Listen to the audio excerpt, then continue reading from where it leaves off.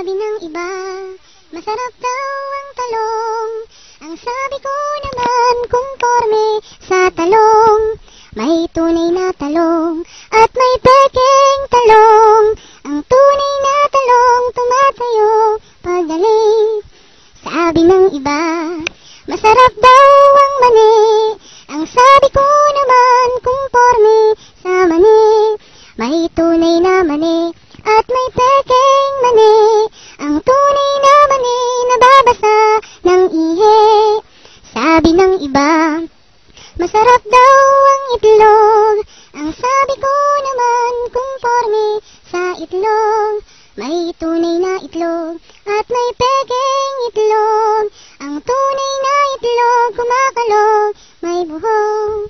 Sabi ng iba, masarap daw ang gata.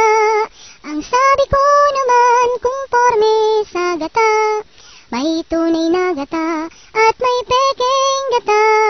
Ang tunay na gata gumagawa ng bata. That's all po.